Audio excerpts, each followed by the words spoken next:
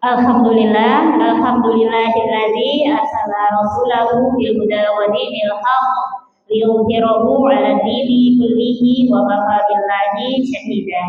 Asyhadu an la ilaha illallah wahdahu la syarika lah wa asyhadu anna Muhammadan 'abduhu wa rasuluhu la nabiyya ba'dah. Alhamdulillah, bersyukur kepada Allah Subhanahu wa taala yang telah mempertemukan kita pada siang hari ini untuk melakukan aktivitas thalabul ilmu. Ya, mudah-mudahan langkah kaki ibu semuanya untuk hadir dalam masjid ini mendapatkan ridho dari Allah Subhanahu wa taala dan telah mendapatkan ganjaran pahala di sisinya. Amin ya robbal alamin. Kita memohon kepada Allah, semoga Allah memudahkan kita dalam memahami ilmu yang akan kita pelajari. Semoga Allah juga memudahkan kita dalam mengamalkannya maupun menyampaikannya kepada orang lain. Shalawat dan salam senantiasa kita aturkan kepada baginda Rasulullah Muhammad Sallallahu Alaihi Wasallam yang telah memberikan risalah kepada kita semuanya, sehingga kita bisa menjadikan beliau sebagai suri tauladan yang baik dan menjadikan pedoman hidup kita sehingga kita bisa selamat di dunia dan akhirat. Amin ya robbal alamin. Baik ibu-ibu ya, sebagaimana tadi ya yang sudah direview sama Umi ya, bahwasanya kita masih membahas terkait dengan iman kepada Allah gitu Bu. Jadi pembahasan kita masih bagaimana kita itu mempertahankan keimanan kita sampai akhir hayat kita. Begitu ya Ibu ya. Karena dalam surat Al-Imran ayat 102 ini yang sering dibaca para khotib Jumat gitu ya. Kalau saya dengar itu pasti baca ayat ini. Ada yang tahu ayatnya apa Bu? Surat Al-Imran ayat 102.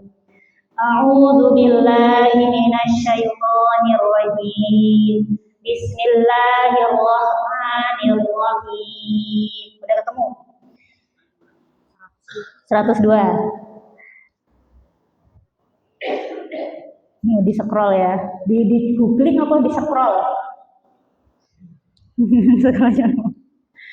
Ya ayyuhalladzina amanu ittaqullah haqqa tuqatih. Terus wala tamutunna illa wa antum muslimun. Kan sering kita dengar ya ketika bapak-bapak itu berkhutbah. Wahai orang-orang yang beriman, ittaqullah, bertakwalah kepada Allah, haqqa tuqatih, dengan sebaik-baik bertakwa. Wala tamutunna illa wa antum muslimun. Dan janganlah kalian mati kecuali dalam kondisi berislam. Ya Bu ya. Ini peringatan dari Allah bahwa kita penting menjaga keimanan kita, tauhid kita sampai ajal menjemput. Kita pernah bahas ya, kita itu inginnya kalau mati dalam kondisi husnul khotimah. Maka itu butuh usaha nggak Bu? Butuh usaha. Nah, salah satu dari usaha kita supaya akhir hayat kita ini selamat, ya, maka kita wajib untuk menjaga keimanan kita kepada Allah dari hal-hal yang menodai keimanan kita, dari hal-hal yang merusak keimanan kita kepada Allah.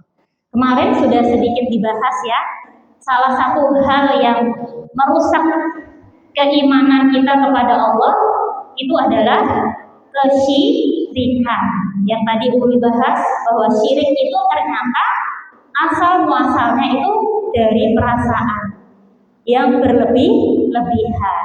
Nah, kemarin kan saya janjikan ya, ternyata yang membahayakan keimanan kita kepada Allah itu nggak cuma syirik, ada beberapa yang lain.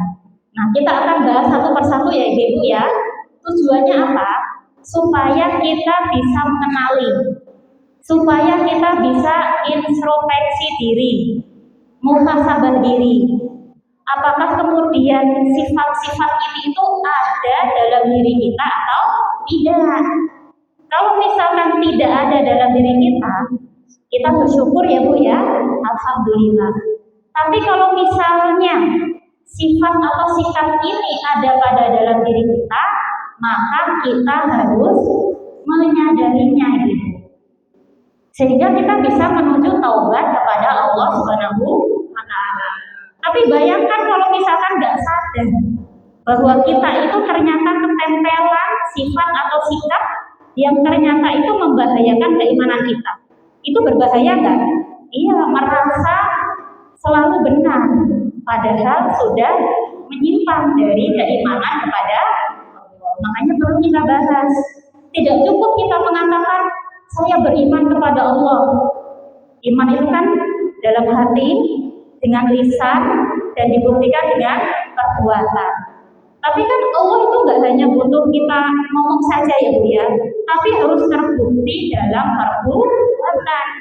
Ada nggak perbuatan-perbuatan kita yang ternyata menjurus kepada hal-hal yang menodai keimanan kita kepada Allah. Jadi judul dari ini apa? Hal-hal yang menjurus, hal-hal yang merusak. Mau kata merusak boleh, menodai boleh. Lebih suka yang mana?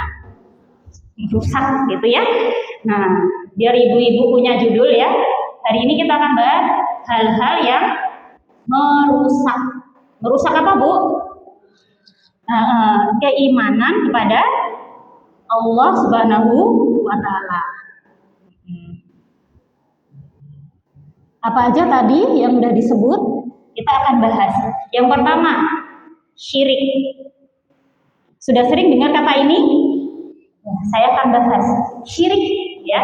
Syirik itu dari kata syaroka. Apa Bu? Syaroka atau syarik. Ya. Syarik artinya apa? Secara bahasa itu berserikat. Tahu berserikat? Berserikat itu artinya bergabung. Bergabung yang tidak bisa dipisah lagi. Nah, itu artinya apa? Syaroka. Syirik itu dari kata syaroka. Perbuatannya begitu. Kalau orangnya namanya apa? Musyrik. Musyrik. Bu, kalau nggak bisa Arabnya Indonesia aja ya nulisnya. Musyrik. Berarti musyrik itu apa? Orang yang menserikatkan, menserikatkan, atau kalau dalam bahasa yang kita kenal apa? Mensekutukan. Berarti orang yang menserikatkan atau menyekutukan Allah dengan yang lain. Nah, dengan yang lain dalam hal apa Bu? Dalam hal keyakinan dan ibadah. Ini pembahasan kita hari ini. Saya sengaja tulis definisinya, biar nanti kalau sebelum saya tutup, saya ulas lagi ke depan ya. Nah, untuk ngecek ibu-ibu masih fokus nggak? Apa itu musyrik Bu? Di depan masih ada. Ya, jadi musyrik itu apa? Orang yang menserikatkan atau menyekutukan Allah dengan sesuatu yang lain dalam perkara keyakinan dan dalam perkara ibadah. Kalau definisi saja rasanya itu masih mengawang-awang ya Bu ya. Contohnya gimana sih orang yang terlibat dalam kesyirikan? Ya, ada syirik itu yang sifatnya nyata Bu, bisa kita lihat. Ada syirik yang itu tidak terlihat. Ibu masih mencatat? Oh ya sudah, saya tunggu. Takutnya mencatat tapi nanti kagak dengar ya. Saya tunggu dulu. Iya nggak tampak ya. Ini saya baca yang mana? Orang yang menserikatkan atau menyekutukan Allah. Yang mana Bu? Dengan yang menyekutukan Allah dengan yang lain dalam hal keyakinan dan ibadah. Saya tunggu aja lah ya kalau dicatat. Yang beda ya.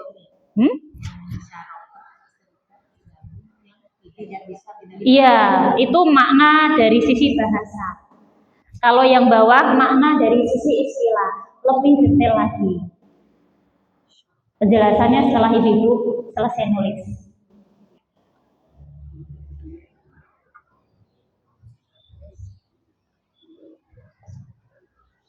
Takutnya nanti ibu-ibu nulis, saya jelasin, nggak paham, jadi saya tunggu saja. Yang nggak nulis juga nggak apa-apa, ya. Yang penting hari ini tuh ada dapat sesuatu yang bisa dibawa pulang, dan yang itu tuh nanti akan berdampak pada kehidupan kita sehari-hari. Intinya begitu.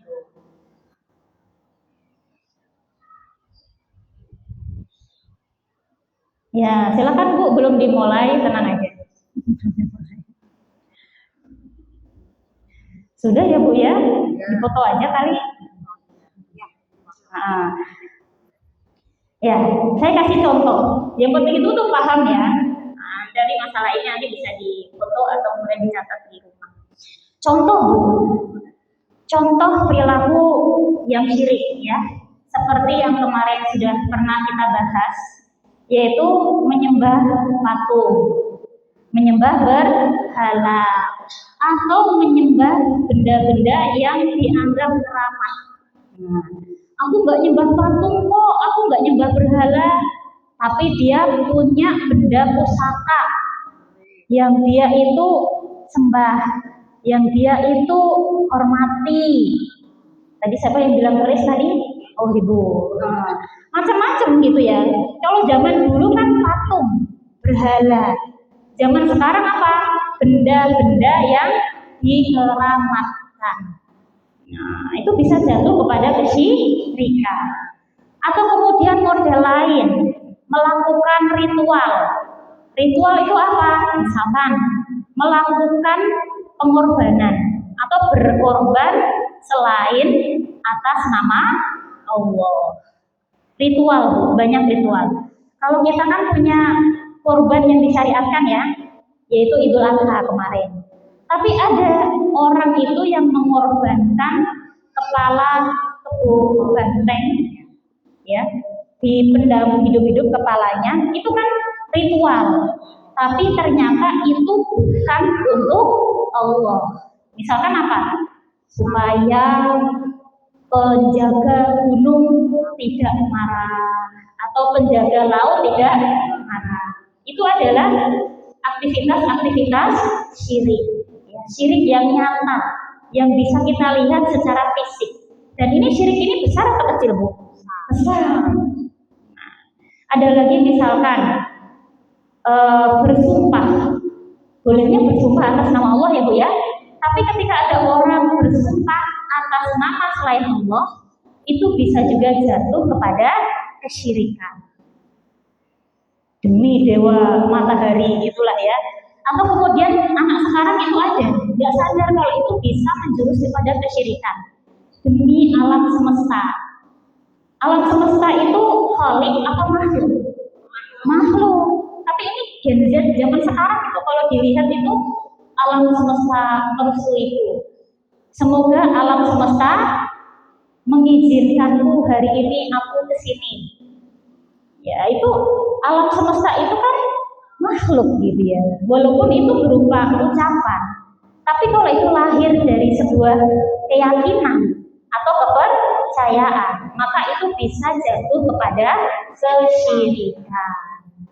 Nah, jadi ini termasuk syirik akbar atau syirik yang besar, yang bisa mengeluarkan orang pada kekafiran. Kalau kafir masuk neraka atau masuk surga? Masuk neraka. Usul apa suul? Suul. Gimana kita bisa menjaga gitu Sampai nanti ajal kita datang, kita itu bisa terbebas dari syirik besar seperti ini. Karena nanti kalau terjerumus, ya tidak berakhir dengan baik atau su'ul khotimah. Gunanya kita ngaji kan begitu ya, sebagai pengingat bagi diri kita sendiri. Emang orang nyembah berhala, nyembah patung, kesyirikan itu awal mulanya kapan ya Bu ya? Ada yang tahu nggak? Sejak kapan manusia itu jatuh kepada kesyirikan? Sejak kapan sih orang itu menyembah patung? Ada yang tahu? Zaman Nabi? Sejak kapan orang itu mulai menyembah patung atau berhala? Ada yang pernah dapat mungkin? Zaman Nabi Nuh. Karena zaman Nabi Adam, Idris, kemaksiatan itu belum menyekutukan Allah, belum ada. Kemaksiatan yang Nabi Adam itu kemaksiatan apa? Membunuh sudah ada. Kemaksiatan berzina sudah ada. Tapi kalau kemaksiatan menyekutukan Allah itu belum ada. Adanya zaman siapa tadi? Nabi Nuh mulainya. Mau saya ceritain asal mula penyembahan berhala? Jadi Alkisah, tapi jangan ngantuk ketika saya beralkisah. Ini asal mula penyembahan berhala, kok bisa sampai sekarang gitu kan ya? Dulu itu sebelum Nabi Nuh diutus menjadi nabi, ada berapa ini? 5. Berarti dipertanyakan ada berapa? Ada 5 orang solih. Orang solih gimana? Orang yang bertakwa kepada Allah, orang yang beramal solih, berakhlak baik, mengajak kepada kebaikan. Ini 5 orang solih. Ya kalau kita ya ustadz gitu kan ya, kiai, ulama, 5 orang solih yang mengajak masyarakat pada kebaikan, gitu ya. Tetapi yang namanya manusia itu punya batas waktu nggak Bu? Ya, 5 orang soleh ini kemudian meninggal, wafat Bu. Akhirnya masyarakat itu merasa kehilangan, ya kan?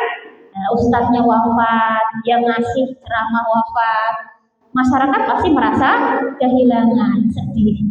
Nah, kesedihan ini, rasa kehilangan ini dimanfaatkan oleh setan. Ada peluang di sini. Peluangnya apa? Untuk menyesatkan manusia. Tahu nggak gimana caranya? Setan berbisik kepada manusia, berwujud dalam bentuk manusia. Makanya dalam surat An-Nas kan ada kan? Yuwaswisu fi sudurin nas minal jinnati wan nas. Berarti iblis, setan itu bisa berbentuk jin, bisa berbentuk manusia. Nah, ini dia berwujud manusia. Dia kemudian berbisik kepada masyarakat, kamu kan barusan kehilangan panutan, gitu kan ya, ustadz atau orang soleh. Kenapa nggak bikin gambarnya? Dalam rangka supaya kita bisa mengenang beliau, dalam rangka kita menghormati beliau. Kenapa nggak kita bikin gambarnya? Kalau gambar itu bentuknya 2 dimensi ya Bu ya, kayak foto, kayak gambar. Tadi itu siapa yang membisikkan? Setan. Tapi bukan untuk disembah kok. Ini hanya dibentuk gambar saja dalam rangka kita mengenang orang-orang soleh tadi, dalam rangka menghormati orang soleh, dan bisa jadi motivasi kita untuk semangat dalam ibadah kayak dia. Itu kata siapa tadi? Setan. Setan bilang apa? Gak disembah kok, tenang aja gitu. Terus kenapa nggak sekalian bikin bentuk 3 dimensi? Kalau bentuk 3 dimensi itu kan patung, gitu kan ya? Tenang, ini patung ini tuh bukan untuk disembah kok, tapi ini hanya untuk apa tadi? Mengenang, untuk menghormati. Maka singkat cerita dibikin dong. Berapa patungnya? Patung orang soleh. Berikut dengan namanya masing-masing. Di Quran ada namanya. Surat Nuh, nanti cari aja, gitu ya. Ada Wadi, ada Su'ad, pokoknya 5. Dibikinlah patung satu-satu. Sehingga kemudian masyarakat itu tidak menyembah patung Bu saat itu. Karena kalau menyembah patung kan menduakan Allah gitu ya. Mereka nggak mau. Itu patung itu hanya dipakai untuk apa? Mengenang, mengingat dan menghormati. Ditaruh di tempat-tempat yang umum. Singkat cerita seperti itu. Sehingga kemudian ketika generasi yang membuat patung tadi lama-lama kan sudah meninggal, digantikan dengan generasi selanjutnya, digantikan sama anak cucunya. Anak cucunya ini tidak tahu asal muasal kenapa nenek moyangnya membuat 5 patung, sehingga setan kemudian membisikkan kepada generasi-generasi seterusnya bahwa tahu nggak, 5 patung ini dulu bapak ibumu, kakek nenekmu dulu bikin tuh untuk apa? Disembah. Kenapa kok mereka menyembah? Supaya bisa dapat hujan dan bisa mendapatkan rezeki yang banyak. Jadi nenek moyangmu dulu itu bikin patung ini untuk apa? Mendatangkan rezeki dan untuk mendatangkan hujan. Itu kata siapa, Bu? Pada generasi anak cucu keturunan yang mereka tidak tahu asal muasal pembuatan patung. Dari situlah yang awalnya membuat gambar, foto, membuat patung yang awalnya untuk dihormati, untuk dijaga, akhirnya lama-lama disembah. Yang awalnya kemudian menganggap itu manusia biasa, orang soleh, lama-lama dianggap sebagai sesembahan. Maka kemudian zaman itu pertama kali orang itu menyembah patung atau berhala, sehingga diturunkanlah Nabi Nuh untuk membasmi keyakinan tersebut. Begitu ceritanya. Hikmahnya apa? Coba, hikmahnya apa? Yang pertama hikmahnya dari cerita itu ya, iblis itu tekun. Saya nggak lagi memuji ya, tapi faktanya tekun nggak, Bu?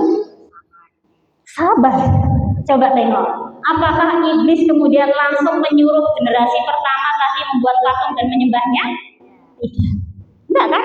Bikin aja lah, pajang aja lah fotonya untuk mengenang saja.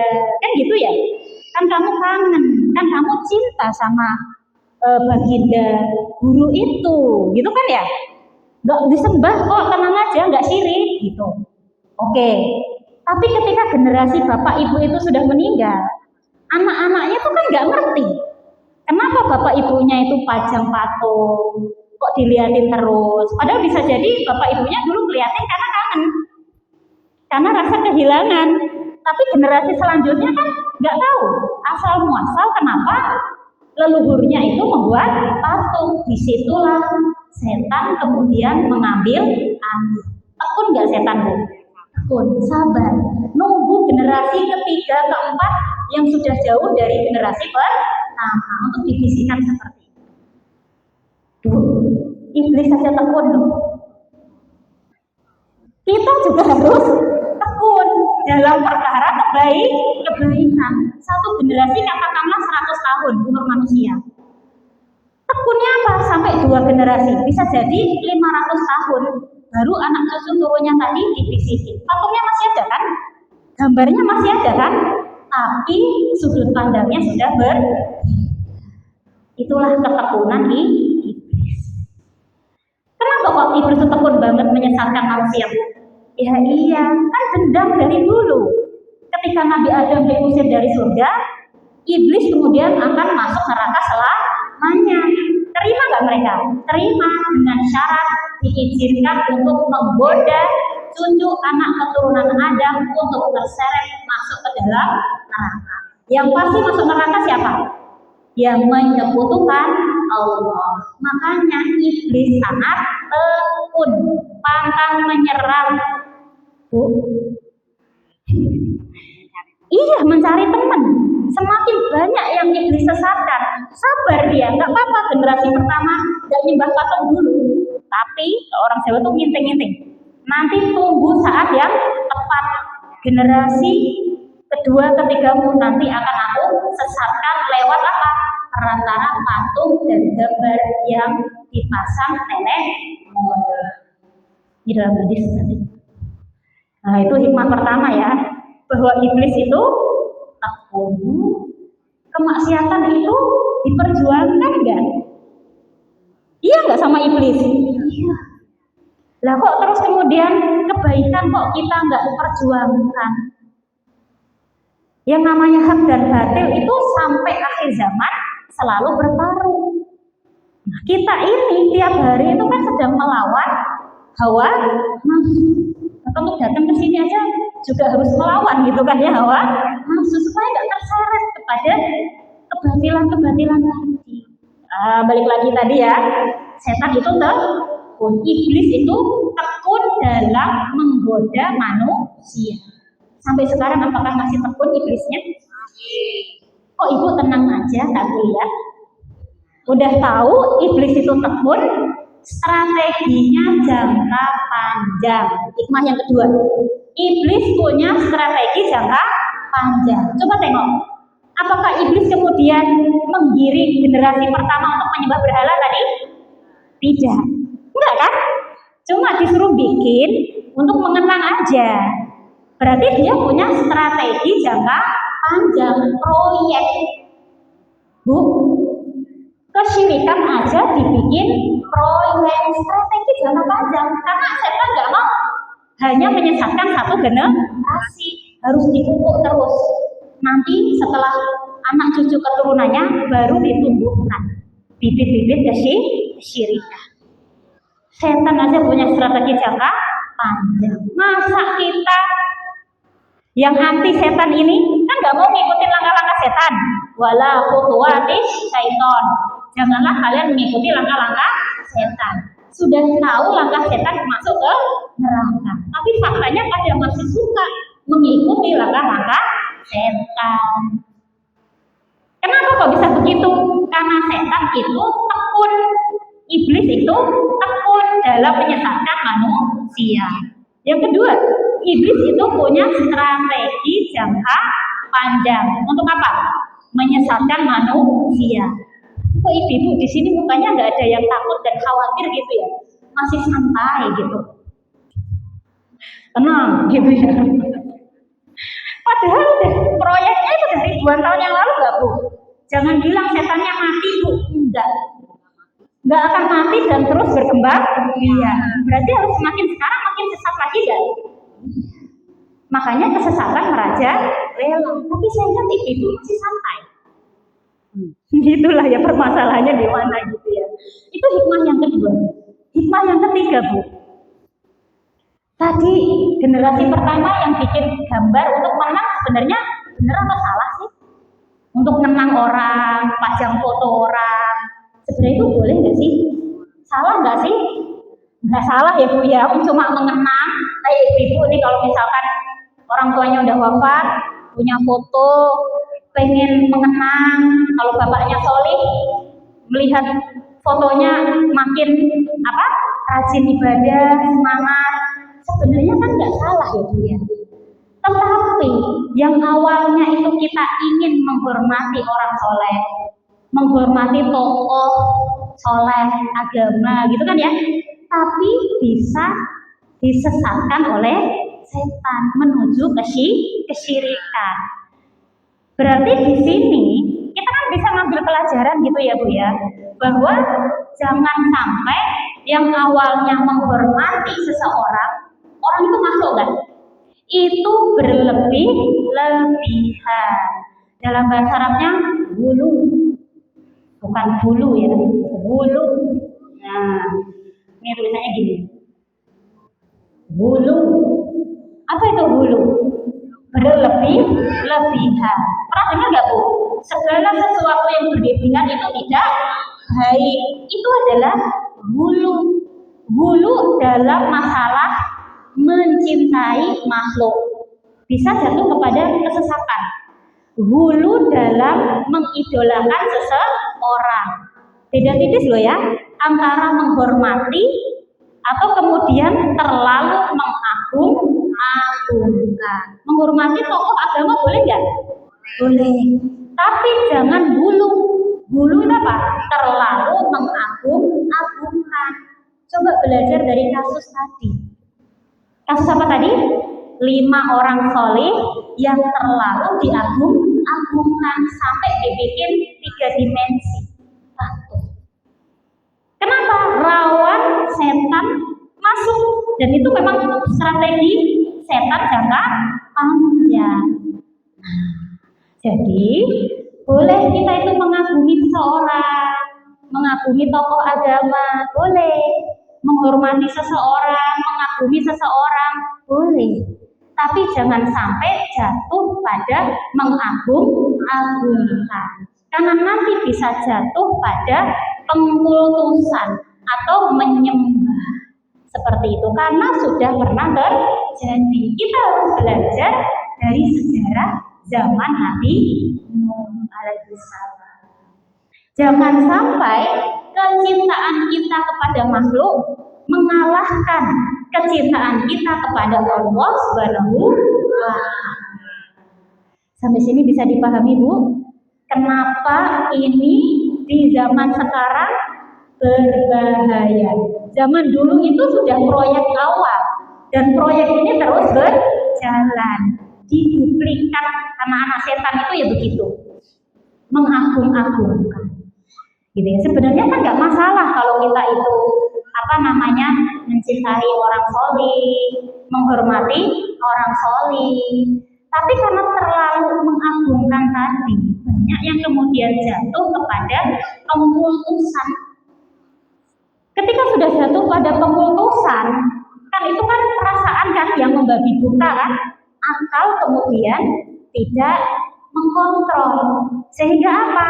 Hal-hal yang kemudian itu sebenarnya kan ada orang yang diputuskan itu sebenarnya punya hawa nafsu juga ya, itu bisa jatuh misalkan mengajak mengharamkan yang dihalalkan, bisa nggak? Menghalalkan yang diharamkan, mengharamkan yang dihalalkan.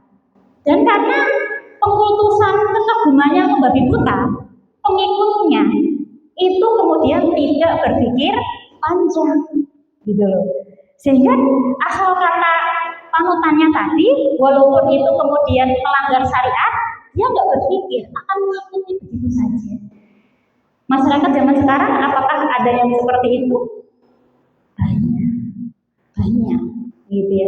Yang seharusnya kemudian tahu itu adalah keharaman, hanya karena kemudian panutannya itu bilang boleh, dia ikut. Itu namanya hulu, berlebihan. Rasulullah sudah pernah mengingatkan, gitu ya. Rasulullah mengatakan bahwa pada para sahabatnya, jangan kalian itu menyamakan aku dengan pengikutnya Nabi Isa. Pengikutnya Nabi Isa itu kan hulu, terlalu mengagung-agungkan Nabi Isa karena punya mukjizat, sampai kemudian menganggap Isa itu adalah Tuhan. Rasulullah sudah berpesan seperti itu dan melanjutkan bahwa aku itu adalah hamba Allah. Maka kalau menyebutku, aku itu adalah hamba Allah. Jadi mengagungkan itu tidak boleh berlebihan. Ya, kalau saya itu lihat di TikTok, mungkin mak-mak yang sekarang lihat TikTok kadang sedih gitu ya. Kalau kemudian ya sedikit fakta yang saya lihat, terutama mungkin di daerah saya di Jawa gitu ya, tidak menyalahkan penghormatan kepada guru tokoh agama gitu, enggak ya. Tapi kalau sampai kemudian hulu itu ya kalau sekedar salim wajar. Tapi kalau sampai kemudian yang saya lihat itu sampai ketika satu jongkok di depannya, gitu kan ya, kayak antara raja dengan hambanya gitu. Ini bukan masalah keraton raja ya, tapi saking aturannya nih begitu. Ya, jadi kalau berjalan di depan gurumu itu ya nggak berjalan wajar gitu ya, harus gimana ya, gini. Ya mungkin tujuannya mungkin baik ya, untuk menghormati gitu ya, tapi ada kekhawatiran itu seperti yang diperingatkan oleh Rasulullah, jatuh kepada hulu yang memang benar terjadi kan beberapa waktu yang lalu gitu ya. Ada memang tokoh agama itu yang masyarakat itu tadi terlalu hulu gitu ya, akhirnya ngalah berkah. ya. Dan memang ini dimanfaatkan gitu ya, dengan pernah nggak ibu-ibu lihat di pesan itu ya, itu si tokoh agama itu menciumi, mohon maaf kalau keluarganya, anak-anak tapi lewat mulut supaya anak itu mendapatkan berkah. Coba ibu nggak usah belajar ngaji, logikanya sendiri gimana? Tapi ibu kan geleng-geleng sini ya, tapi di daerah situ puluhan antri ketika ada pengajian bawa anak-anak kecil gitu ya untuk diberikan berkah. Ya kalau berkah kan cukup didoakan kepala gitu ya. Tapi kenapa harus dan itu mulutnya. Tapi kenapa kok itu kemudian ibunya terutama ya mau? Ya karena tadi dulu mengagungkan sosok tokoh katakanlah soleh itu kan ya secara berlebihan. Bahkan yang sampai kemudian dijadikan, mohon maaf ya, penghasil keturunan yang banyak. Nah, bahasanya saya lebih halus, tapi di sosial media itu kasar banget. Jadi ya itulah ya. Dan itu sukarela nggak gadis-gadisnya? Sukarela. Nah itu kan tadi hulu sampai menyebabkan yang haram jadi halal, yang halal bahkan bisa jadi haram. Maka di awal itu kan kajian kita itu kan apa? Coba kita mikir bareng gitu. Biar apa? Gak asal terima. Terus Allah kasih akal kita gunanya untuk apa? Kalau segala sesuatu langsung kita terima entah. Makanya kita kan ngaji itu ya sebenarnya tolabul ilmi itu sebenarnya adalah tadi menggunakan potensi yang Allah sudah kasih kepada kita semua untuk benar-benar mendapatkan ilmu sehingga tidak mudah disesatkan oleh iblis. Ya ini disclaimer aja ya, saya tidak sedang menggibah siapa dan siapa, tapi kenyataannya fakta ini terjadi di tengah-tengah masyarakat. Saya jadi berpikir, kira-kira itu pengajiannya kayak apa ya, modelnya gimana ya? Kok ngaji kok nggak pinter? Nah, dalam tanda kutip kok nggak kritis, nggak bisa membedakan ini itu pelecehan atau penggon. Saya tuh sedih kalau lihat seperti itu. Sehingga orang yang non muslim itu melihat agama kita itu jadi buruk, melihat agama kita itu atau melihat umat Islam itu bodoh, jahil. Kenapa mudah mabuk agama? Mereka bilang gitu. Orang-orang muslim tuh melihat gambaran muslim seperti itu dibilangnya apa? Mabuk agama. Ya Allah, tambah sedih gak kita? Itulah perlunya kita itu ngaji, ya sakofah itu begitu, supaya memang ilmu Islam itu ngaji itu benar-benar menerangi pemikiran kita. Ada yang berubah, ada yang naik dalam diri kita, sehingga ngaji kemudian bisa meninggikan derajat kita di hadapan Allah Subhanahu. Ya kalau masih bayi di ini kita juga geli gitu ya. Itu yang remaja putri, antri. Ya nggak ke ini ya, tapi ke pipi kiri, pipi kanan. Kalau ibu lihat videonya sendiri, akan tahu sendirilah ya, mana produk kajian yang mikir gitu ya, mana produk yang ngaji sekedar ngaji.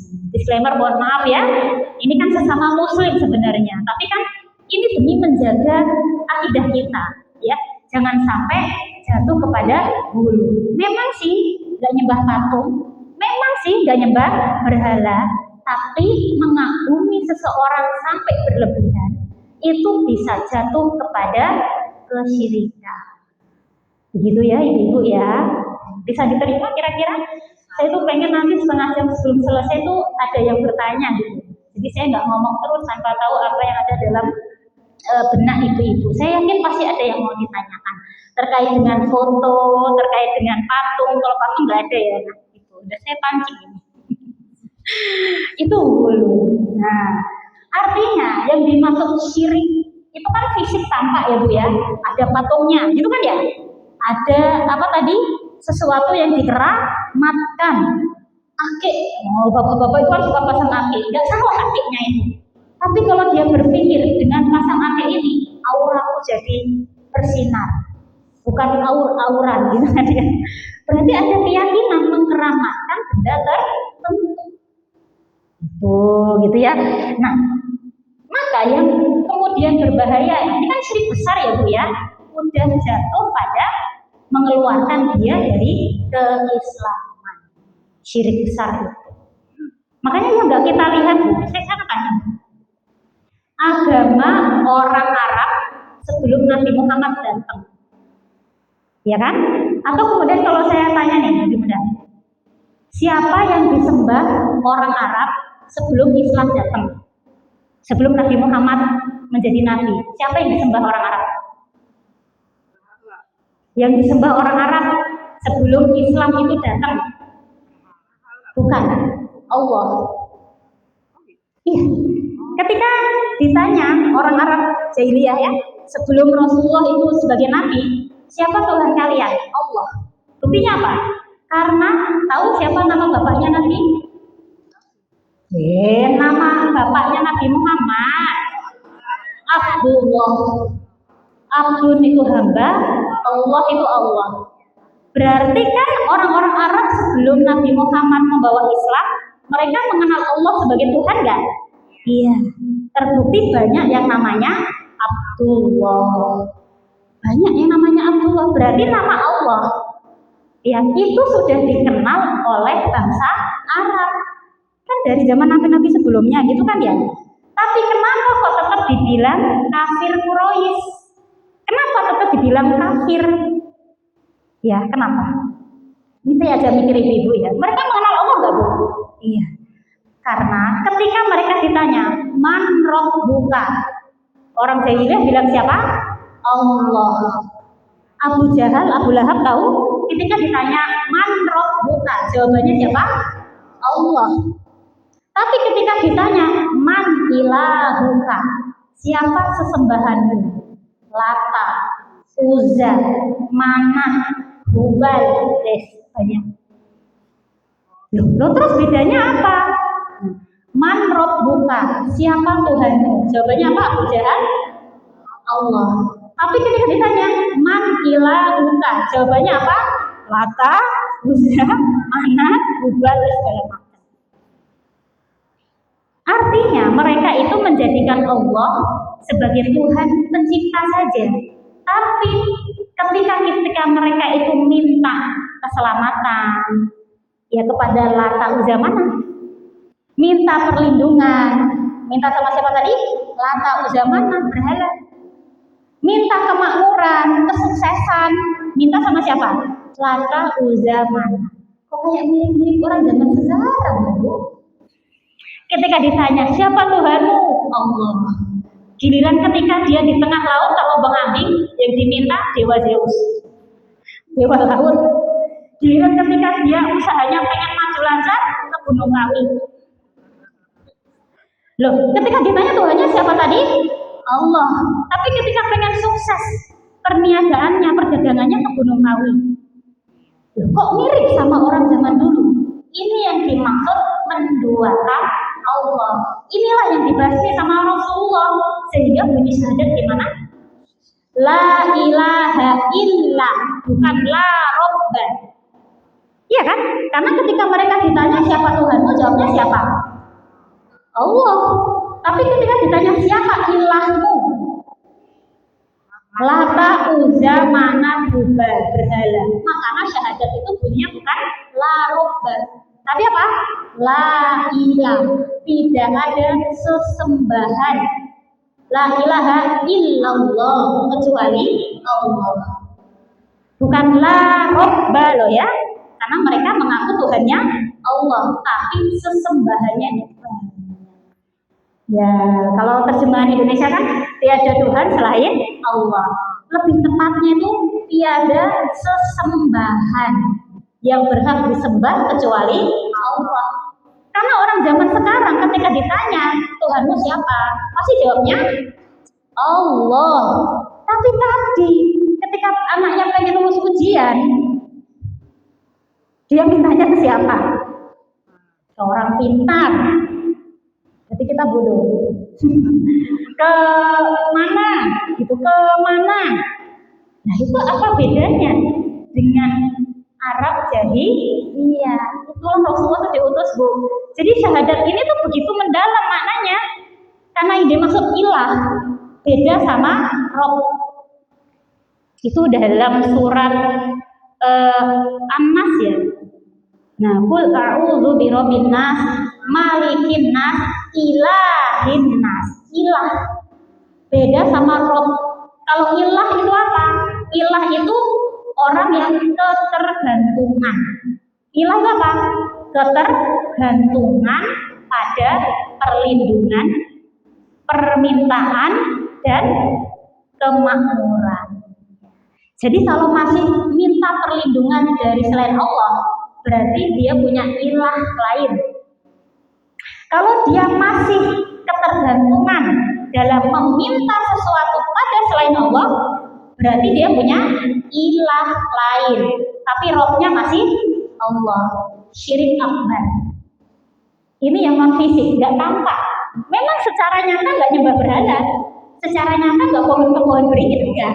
Tapi dia meyakini kalau mau makmur, kalau mau dapat perlindungan, kalau mau meminta sesuatu itu bisa pada selain Allah.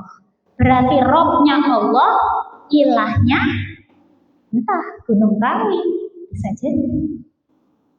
Zaman sekarang masih ada begitu banyak kesesatan seperti itu. Itu bisa menghantarkan kepada apa? Kekafiran. Tuh ya, bisa syirik besar ini bukan hanya dosa konsekuensinya, tapi bisa mengeluarkan seseorang dari Islam. Padahal tadi apa? Surat Al-Imran 102, wala tamutunna illa wa antum muslimun. Apa pesan Allah? Jangan sampai kalian mati kecuali dalam kondisi beriman dan berislam. Nah kok rohnya Allah, ilahnya, nah nggak tahu udah siapa. Ya itu ya, gimana mau dikatakan meninggal dalam kondisi beriman kalau dia masih mempercayai, melakukan, bahkan mensyiarkan aktivitas yang bisa mengeluarkan dia dari Islam. Bahaya atau bahaya? Masih banyak yang berbuat syirik, punya keyakinan banyak. Kemarin contohnya nggak kurang dari satu, banyak ya, mulai dari ya semacam-macam itu Bu, ke kuburan. Tuhanmu siapa? Allah. Nah kok minta sama orang yang sudah meninggal, dia sholat. Ya kalau minta doa sama orang soleh masih hidup tuh boleh. Yang nggak boleh adalah minta doa pada orang soleh yang sudah, kecuali Rasulullah. Kalau bukan Rasulullah itu tidak bisa. Nah itu kan berarti minta perlindungan, minta kemakmuran. Ilahnya kubur, ilahnya gunung kawi, ilahnya mbah. Bukan mbah ini, mbah ini hadis lurus. Mbah yang di mana? Ayo, mungkin dulu ada yang mbah bojong, apa? Ini syirik akbar, syirik besar. Ada di sini yang merasa tidak pernah syirik? Kata ulama gitu ya, tidak ada seorang pun yang terlepas dari dosa syirik. Oh aku nggak pernah begitu Bu, tapi pasti pernah syirik asghar, syirik kecil. Ya, ulama bilang tidak ada seorang pun yang tidak pernah syirik. Kenapa? Setiap dosa pasti mengandung kesyirikan. Ada di sini yang nggak pernah berbuat dosa? Enggak ada, saya pernah berbuat dosa. Ada di sini yang nggak pernah salah? Lebih baik mengaku daripada mengaku saleh. Mas lupa, kita kan punya slogan begitu. Daripada mengaku saleh malah salah, kecuali haji saleh. Sudah lupa itu slogan kita. Itu kan ahsanul amal yang dulu gitu ya. Ada di sini yang nggak punya salah, ada di sini nggak punya dosa. Tapi ulama mengatakan setiap dosa pasti mengandung syirik. Nah kok bisa Bu? Contoh dosa apa yang biasa ibu lakukan? Nggak ada yang mau ngaku, berbohong. Gibah, oke. Tahu nggak gibah atau bohong itu maksiat? Tahu. Tapi tetap dilakukan. Berarti kan nggak takut sama Allah. Kok bisa nggak takut sama Allah? Berarti merasa ada yang lebih hebat dari Allah. Gitu. Tapi kan aku melakukan dosanya kan sedikit, bohongnya juga setengah. Ada bohong setengah. Gibahnya juga cuma setengah, cuma sedikit, Bu. Ingat, ada ulama yang mengatakan perkataan yang bagus. Bukan kecilnya dosa yang kamu lakukan, tapi siapa yang kamu khianati. Jadi jangan menganggap kecil sebuah dosa, tapi kamu berdosa sama siapa? Dosa sama siapa? Bukan. Dosa itu sama siapa? Yang ngasih dosa pahala itu siapa? Kalau orang gibah, orang bohong, dia kan sedang berkhianat sama Allah dan Rasulnya. Kenapa? Allah melarang gibah nggak? Allah melarang berbohong. Iya nggak? Berarti kalau misalkan kita melakukan itu, berarti kita mengkhianati kepercayaan Allah nggak? Iya. Tapi kan ngeles kita. Nah kan kok bohongnya setengah, Bu. Gibahnya juga seberapa. Ingat, bukan besar kecilnya dosa yang kita lakukan, tapi pada siapa kita berbuat. Pada siapa kita berkhianat? Allah dan Rasul. Jadi dilihat bukan besar kecil. Nah itu yang dimaksud ya. Berarti syirik kecil itu apa? Setiap dosa maksiat pasti mengandung syirik. Gitu. Berarti nanti kalau mau berbuat dosa pasti itu mengandung syirik. Nah, makanya benar ya, nggak ada yang bisa terlepas dari dosa syirik kecil maksudnya. Contoh. Terus contoh lain syirik kecil ya, selain dosa, riya. Apa itu riya? Iya, menganggap diri lebih baik dari orang lain, memamerkan kebaikan pada orang lain, ujub riya cuma sejenisnya. Contoh gitu kan ya, sedekah supaya dibilang orang dermawan. Berarti bukan karena Allah dong, tapi karena orang. Berarti ini termasuk menduakan Allah enggak? Iya, harusnya bersedekah itu untuk siapa? Tapi kok ketika dilihat orang sedekahnya banyak, ketika nggak dilihat orang sedekahnya sedikit, ayo dicek dalam hatinya. Berarti riya itu termasuk syirik kecil. Terasa nggak kayak gitu, Bu? Syirik kecil? Nggak kerasa. Itu sehari-hari. Makanya ulama itu mengatakan syirik itu seperti semut hitam. Nempel di kerudungnya, Bu Joko di malam hari. Tampak nggak Bu Joko? Itu riya. Aku nggak pernah riya, aku nggak merasa begini. Samar, Bu. Saking samarnya kita nggak bisa mendeteksi. Orang yang paling rawan syirik riya itu adalah pendakwah. Saya tuh. Iya, makanya kita ketika setiap akhir kajian selalu bilang istighfar dulu daripada alhamdulillah. Karena di dalam saya, bukan ibu-ibu, yang rawan riya itu saya. Direkam YouTube.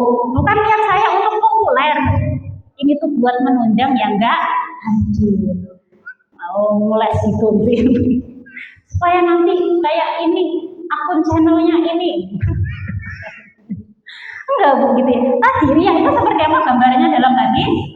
Bu Joko seperti semut hitam nempel di kerudung hitam di malam hari.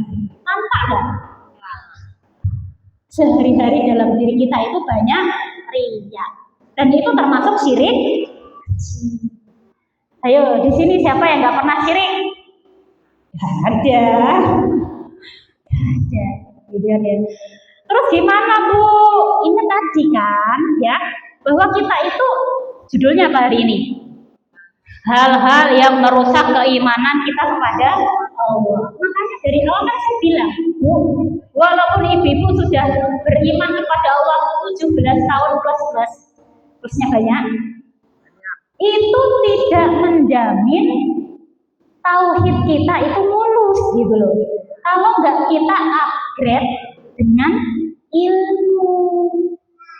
Udah Islam dari puluhan tahun, nggak mungkin lah tauhidku cacat. Nggak bisa, Bu.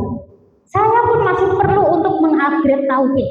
Caranya ngajarin balik, kan sama aja ya, ngajarin orang kan sebenarnya sedang mengintrospeksi diri sendiri, gitu ya. Nggak bisa kalau nggak ngaji tauhid, gitu ya. Merasa sudah berislam dari lahir, nggak bisa. Alih-alih malah jadi Islamnya Islam KTP. Iya, nah jangan sampai kita seperti itu. Terus gimana Bu supaya kita itu bisa dimaafkan? Kalau syirik besar tadi bisa menghantarkan orang keluar dari Islam. Tapi kalau syirik kecil itu nanti tetap akan mendapatkan dosa. Bahkan tergantung nanti kesyirikannya makin merajalela gitu ya, dosanya bisa saja tidak dimaafkan oleh Allah. Kalau orang punya dosa, direbus dulu, dibersihkan dulu di mana? Di neraka. Makanya kita itu wakina ada benar. Mintanya apa Bu? Bukan minta masuk surga. Karena masuk surga itu pasti jaminan dari Rasul. Tapi Rasulullah nggak pernah menjamin mampir dulu ke neraka atau tidak. Ada yang bisa menjamin nggak mampir neraka? Nggak ada yang bisa menjamin Bu. Terus kita gimana? Berpasrah diri gitu? Menyepelekan gitu dengan syirik-syirik kecil? Enggak. Kita harus sadar dulu. Kalau orang sudah sadar, itu setengah pengampunan dari Allah. Ya iya Bu, soalnya kalau orang sudah sadar, pasti akan mencari taubat dong. Beda sama orang yang nggak pernah sadar, merasa dirinya selalu benar. Jadi kalau sadar itu sudah setengah perjalanan menuju pengampunan Allah. Sekarang saya tanya, ibu-ibu sudah sadar belum? Kalau kajian itu wajib untuk membersihkan syirik-syirik yang ada dalam kepala kita, hati kita, perbuatan kita. Sadar kalau kita ini orang yang penuh dengan kesyirikan. Berarti ini orang-orang yang penuh kesyirikan. Lebih baik mengaku salah daripada mengaku salah. Justru orang-orang di sini itu adalah orang-orang yang penuh dengan kesalahan. Tapi anggapannya orang-orang yang ke masjid itu orang-orang yang penuh dengan ini gitu ya. Enggak, justru yang datang ke masjid itu merasa kalau diri kita ini penuh dengan kesalahan. Dikira orang yang ke masjid itu sudah baik gitu. Ada gitu. Kalau saya ngajak tetangga saya, Mbak, orang yang ke masjid itu kan udah soleh-solihah, saya kan belum. Gitu ya. Justru orang yang ke masjid itu orang yang merasa salah, orang yang merasa banyak dosa. Dan bisa jadi orang yang masih banyak melakukan kesyirikan walaupun syirik-syirik kecil. Makanya kalau udah sadar kayak gini, itu setengah jalan menuju pengampunan. Nah kalau sudah sadar, maka bertaubat. Iya nggak Bu? Iya. Jadi pengajian itu kan harus menyadarkan orang kan? Nah kalau nggak ngaji, kira-kira sadar nggak? Biar ya kalau sadar itu yakin siapa yang nyadarin gitu ya, suaminya nggak jamin. Siapa yang nyadarin orang untuk tidak berbuat maksiat? Nah, setiap maksiat dosa ada kesyirikan. Udah produksi massal syirik-syirik itu. Tapi minimal kita kan sadar. Caranya sadar gimana? Nggak ngomong di lisan doang, buktikan. Salah satu buktinya apa? Hadir dalam majelis ilmu. Gitu Bu, bukan cuma taklim loh ya. Ada taklim tadi yang saya ceritakan, isinya gini semua. Boro-boro merubah isi kepala gitu kan ya. Jadi begitu Bu, carilah majelis-majelis yang bisa mengubah isi kepala kita. Ya, jangan isi perut kita saja. Emang ada yang begitu? Harus ada yang berubah gitu ya, Ibu ya. Karena Islam itu adalah perubahan. Ngaji itu perubahan. Majelis taklim adalah perubahan. Minimal yang berubah itu apa? Isi kepala kita. Kayak gimana? Kita semakin kuat. Karena kita nggak ada jaminan bisa terjaga dari kesyirikan. Apalagi sekarang kesyirikan itu dipertontonkan, disiarkan, sampai kita nggak bisa bedakan mana yang syirik, mana yang enggak syirik. Apalagi dibungkus dengan dalil-dalil agama, lebih bahaya lagi. Memang ada kesyirikan dibungkus dalil agama? Nah, ibu-ibu suka terkecoh ini. Dia kemarin Mama Bening kagak hadir ya. Bismillahirrahmanirrahim. Coba kamu taburkan ini bunga 7 warna di tempat kamu jualan pakai basmalah. Itu syirik ya. Berarti kan minta perlindungan dari selain Allah, tapi pakai basmalah. Itu namanya kesyirikan dengan dalil-dalil. Ibu kalau nggak ngerti pasti terkecoh nggak?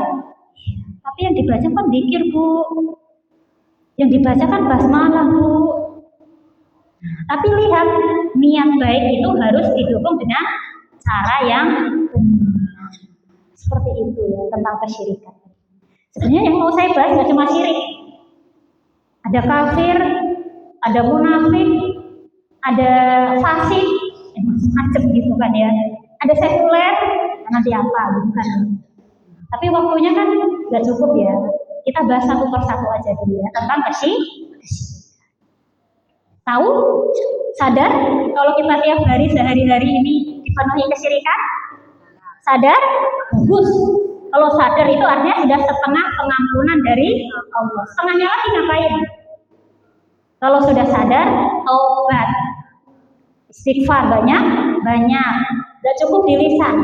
Buktikan dengan menambah amal solih. Salah satunya adalah rajin untuk tolabul ilmu. Rajin untuk taklim, kajian yang bisa mengubah pemikiran kita. Seperti itu, Ibu. Pertanyaan terakhir dari saya. Soalnya sebelum Ibu bertanya, saya mau bertanya. Syirik, musyrik termasuk kafir enggak? Musyrik termasuk kafir enggak? Masuk. Yakin? Yakin. Al-Bayyinah ayat 1. Lam yakunil ladzina kafaru min ahlil kitabi wal musyrikina. Lanjutin. Mumfakina hatta ta'tiyahumul bayyinah.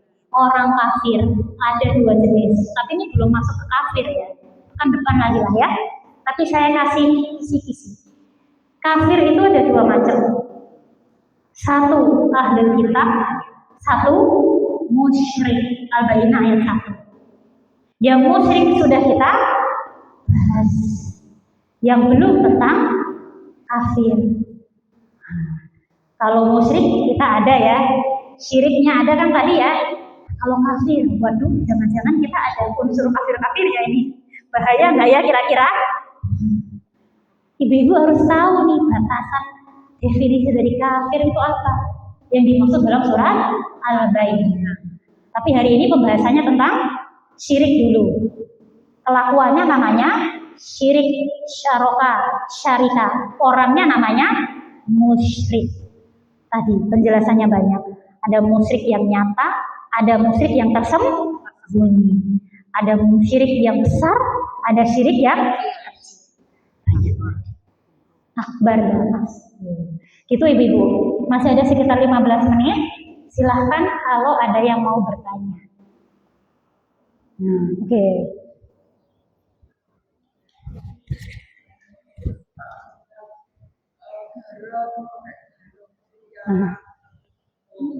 Kagak denger Bu. Kencang nanti suaranya serak, haus kasihan.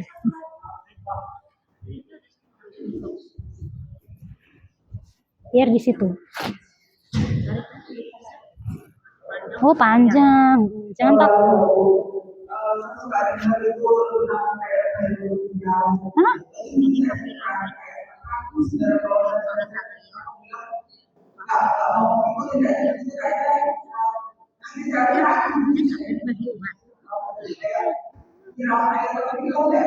Apa air apa?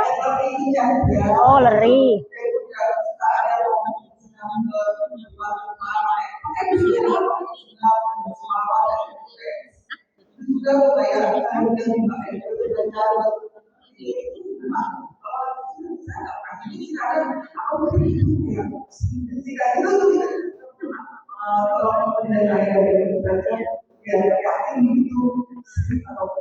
Ya, tadi kalau nggak saya tes itu aja lah ya, tes. Yang satu istirahat mikrofonnya.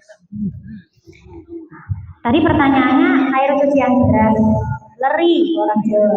Orang Sunda tahu leri. Air cucian sama garam. Nah, tadi ada keyakinan bahwa ketika habis nyuci beras, air bekas cuciannya disiram-siramin ke halaman biar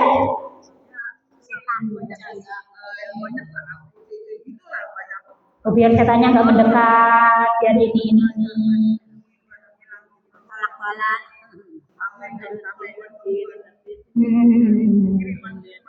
Kiriman duit.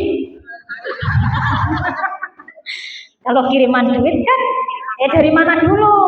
Kalau dari KPK atau langsung diterima?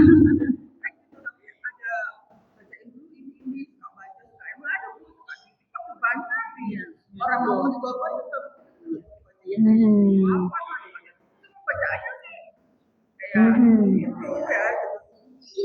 ya, berarti ini ada yang mengajarkan sampai kemudian disebar luaskan. TikTok loh, ibu kan sukanya TikTok, ada ternyata di situ. Wow, berarti ini strategi jangka panjang. Sampai, berarti sekarang itu melek teknologi. Oh iya, kita bahas dulu ya. Kita nanti akan sampai sih, tapi kita dudukkan dulu ya bahwa setiap perbuatan itu ada hukumnya dan setiap benda itu juga ada hukumnya. Bendanya tadi namanya apa? Air cucian beras, garam sendiri, air cucian beras sendiri itu kan halal ya. Berguna nggak sebenarnya? Berguna. Satu, garam disebar-sebarin ke halaman biar ular tidak masuk. Boleh nggak? Boleh. Air cucian beras, saya pelakunya ini. Suka saya siram-siramkan ke tanaman depan rumah saya. Tujuan saya adalah biar subur. Boleh nggak? Boleh. Kenapa? Logis. Itu logis. Logis itu berlawanan dengan mistis. Logika berlawanan dengan mistika. Kalau kita S, berarti S. Kalau K dengan K. Kalau tadi saya logis atau mistis? Garam untuk mengusir ular. Air bekas cucian beras untuk menyuburkan tanaman. Logis atau mistis? Logis. Logis itu masih bisa dinalar. Dan memang sainsnya ada, penelitiannya ada. Sekarang garam ditaburkan, ditanya, oh biar ularnya nggak masuk? Bukan. Garam ini adalah supaya nanti kalau ada orang mau berbuat jahat sama saya, dia keasinan. Kalau dia keasinan, nanti mulutnya keasinan, dia mintem nggak jadi gibahin saya. Berarti ada keyakinan tertentu. Itu logis atau mistis? Mistis. Karena tidak terbukti secara nyata. Nggak ada dalilnya juga. Atau air cucian beras. Kebayang nggak kalau orang Arab zaman dulu nggak makan beras? Makannya kurma. Terus air cucian kurma gitu. Atau orang Papua zaman dulu yang belum kenal beras makannya sagu. Terus pakai apa? Cucian sagu gitu kan ya. Ini jangan-jangan yang ngarangnya pasti orang Jawa. Karena orang Jawa itu pemakan beras, nasi. Ya kan ya? Mistis kayak gini berasal dari Arab nggak? Nggak ada. Karena yang ada beras cuma di Indonesia. Dari situ aja sudah nggak logis. Apalagi air cucian beras itu bisa menangkal petir, bisa menangkal bala, bisa menangkal ini. Dan, tapi Bu, itu kan ada doanya misalkan. Ya saya bilang gitu ya. Abu Lahab saja percaya sama Allah. Tabat yada Abi Lahabi wa tab. Ya kan? Abu Lahab kan percaya sama Allah dia sebagai Tuhan. Iya. Tapi dia punya ilah lain. Kalau Abu Lahab, Robnya siapa? Jangan bingung Bu. Jawab. Abu Lahab Robnya siapa? Ilahnya siapa? Lata, Uzza, Manat, Hubal.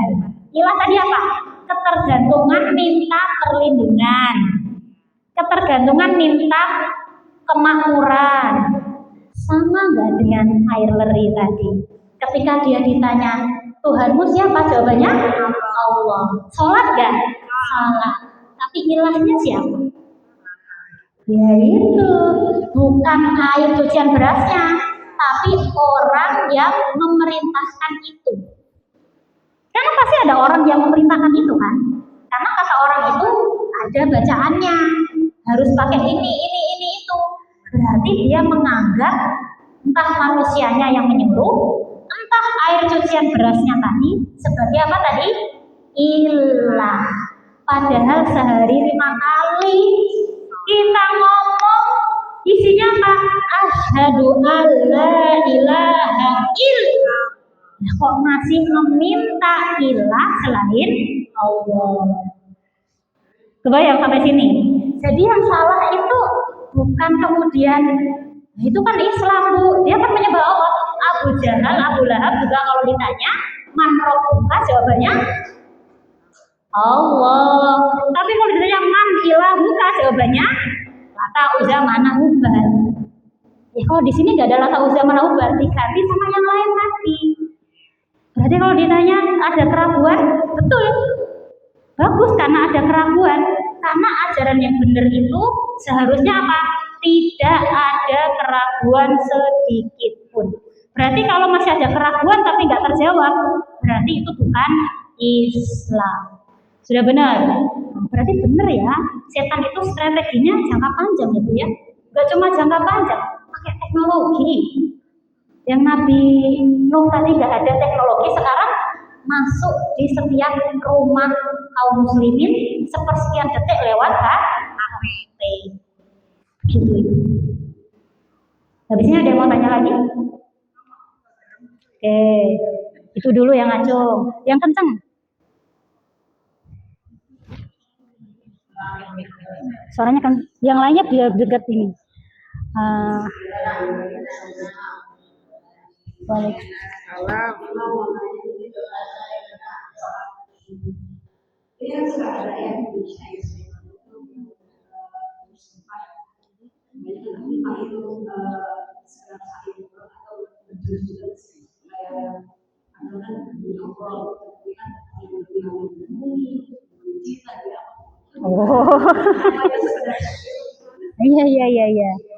Yang belakang sekalian. Yakin keras, oh ya.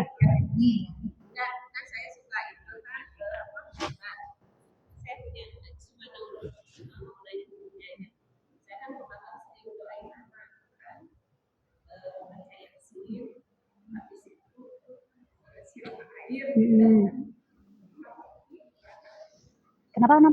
Hukumnya menyiram. Oh, iya. Oh, ziarah. Oh, iya. Salah paham. Oke, lanjut ya. Sebelum digebuk Pak DKM mau sholat.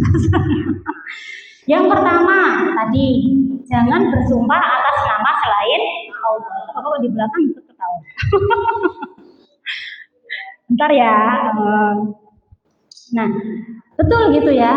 Padahal di lagu-lagu kita ya kan atas nama cinta, ada nggak ya itu ya? Ya itu pasti yang mengarang ya tadi orang yang kemudian belum belajar tauhid dengan mengerti ya. Atas nama apa?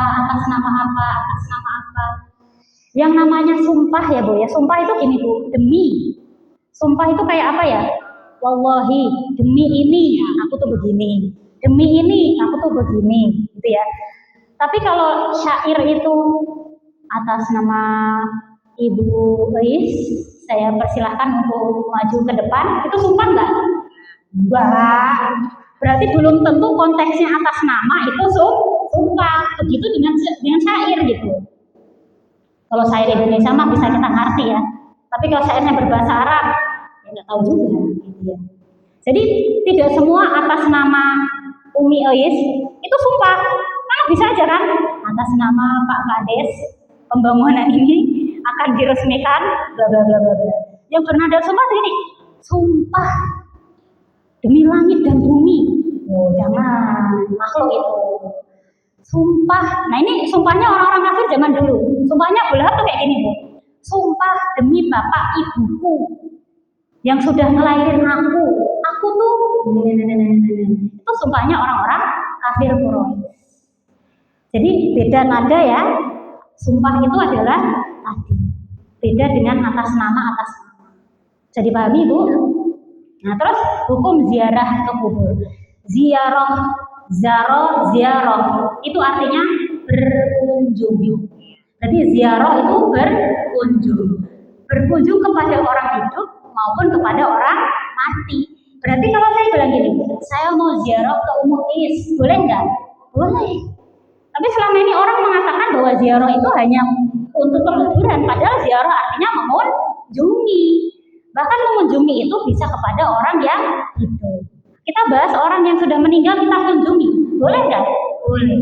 Rasulullah itu mengatakan gitu ya, barang siapa kemudian dia mengunjungi makam, kemudian dia akan mengingat mati. Lalu kemudian dia berkata bahwa aku nanti akan seperti dia, gitu kan ya? Maka dia akan mengingat mati. Itu hukum ziarah, hukumnya sunnah. Ya, karena Rasulullah pernah melakukan. Hukumnya dulu ya, ke ziarah, ke makam, ke wali, ke siapa? Untuk apa di sana? Hukumnya dulu kan sunnah ya. Untuk apa ke sana? Yang jelas pertama adalah untuk mengingatkan diri kita akan kematian. Beda kalau ziarahnya bawa musik senam pagi di sana, sambil bawa liwetan misalkan, boro-boro ingat mati di situ gitu ya, malah bersuka cita. Ini dia mengingat. Dan kemudian yang wajib kita hindari adalah jangan sampai minta doa kepada yang sudah wafat. Justru yang sudah wafat ini malah sedang membutuhkan doa kita yang masih hidup. Berarti berdoa kepada mayat jenazah boleh? Boleh. Sunnah. Terus kalau perkara nabur bunga, menyiram dengan air, itu ada hadisnya, ya, yang mungkin ini khilaf, ada perbedaan pendapat di kalangan ulama. Tapi jelas hadisnya mengatakan bahwa ketika Rasulullah ziarah ke makam, kemudian mendengar bahwa jenazah di bawah sana itu sedang siksa kubur, Rasulullah mengambil pelepah kurma untuk ditaruh di atasnya. Untuk apa wahai Rasulullah? Pelepah kurma ini akan intinya meringankan siksaan orang yang di dalam kubur sampai dia kering, sampai pelepah kurmanya kering. Itu kan ada hadisnya tuh, naruh sesuatu di atas. Orang Indonesia apa ada pelepah kurma?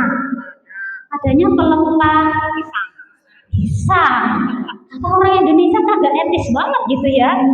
Nah, maka sebagian orang ya pakai bunga, pakai air, gitu kan ya. Dalam rangka apa? Mungkin kesunahan Rasul saja.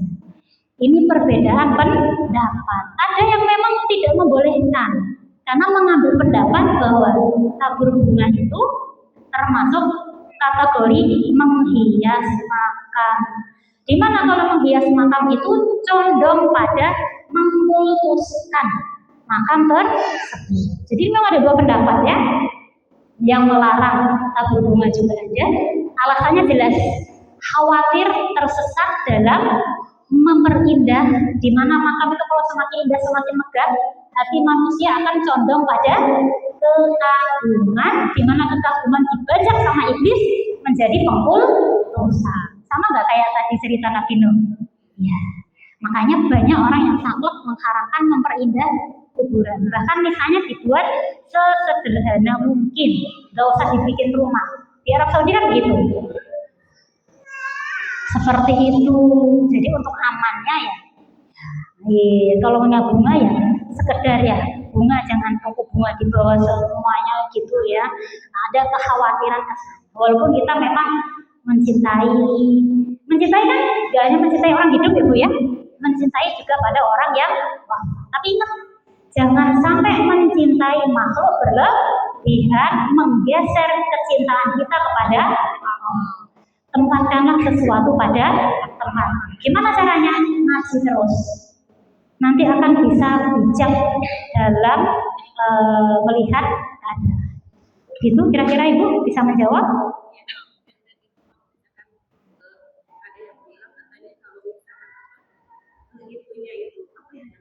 Syaratnya itu harus rata sama tanah apa menjual tinggi makanya kalau lebih tinggi dari tanah Ya, itu pendapat dari yang mengatakan tidak boleh bermegah-megahan dalam lisan. Ya sebenarnya hukum asalnya mubah, tapi mubah itu kan tadi perbedaan pendapat. Ya selama tidak menghias kayak sekarang kan mungkin sudah dilarang ya bikin kayak ijing apa gitu kan ya, karena satu akan mempercepat penuhnya makam. Iya kan otomatis kan gede tuh. Tahu kuburan orang Cina nggak?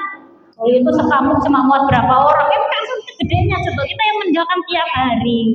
Kalau di kampung saya udah ada larangan pasang ijing namanya. Cukup nisan segitu aja. Itu lebih tinggi dari ini, lebih tinggi ini yang namanya kontur tanah kan berubah-ubah. Ya awalnya kan memang gundukan besar ya, lama-lama kan erosi juga. Jadi sebenarnya masalah tinggi rendahnya nisan itu enggak ada problematika apa-apa. Yang larangannya adalah menghias bermegah-megahan dalam nisan tadi. Cukup sampai sini? Ya. Jam 3 lewat Ibu. Pertanyaan masih boleh besok kita ketemu lagi ya. Nggak ada yang bertanya tentang hukum gambar, lukisan, foto hari ini. Ya sudah kalau nggak ada. Besok aja lagi ya, kalau ada kesempatan saya akan tulis. Baik ibu-ibu ya, kita mohon ampun kepada Allah atas kajian kita hari ini yang mungkin masih banyak kekurangan. Maka dari itu kita mohon ampun kepada Allah dengan beristighfar 3 kali. Astaghfirullahaladzim, astaghfirullahaladzim, astaghfirullahaladzim. A'udzu billahi minasyaitonir rajim. Bismillahirrahmanirrahim. Alhamdulillahirabbil alamin. Hamdan syakirin, hamdan na'imin, hamdan yuwafi ni'amahu wa yukafi'u mazidah. Ya Rabbana lakal hamdu kama yanbaghi li jalali wajhikal karim wa 'azimi sultanik. Allahumma shalli ala sayyidina Muhammad wa ala ali sayyidina Muhammad. Allahumma a'inna ala dzikrika wa syukrika wa husni ibadatik. Allahumma ighfir lana dzunubana wa dzunuba walidayna warhamhuma kama rabbayani shaghira. Allahumma arinal haqqa haqqan warzuqna ittiba'a wa arinal batila batila warzuqna ijtinaba. Rabbana hab lana min azwajina wa dhurriyyatina qurrata a'yun waj'alna lil muttaqina imama. Rabbana atina fid dunya hasanah wa fil akhirati hasanah wa qina adzabannar. Subhana rabbika rabbil izzati amma yasifun wa salamun 'alal mursalin walhamdulillahi rabbil alamin wa bil taufiq wal hidayah. Wassalamualaikum warahmatullahi wabarakatuh. Nah, sallallahu ala Muhammad sallallahu alaihi wasallam. Oh iya, Bu. Kaki. So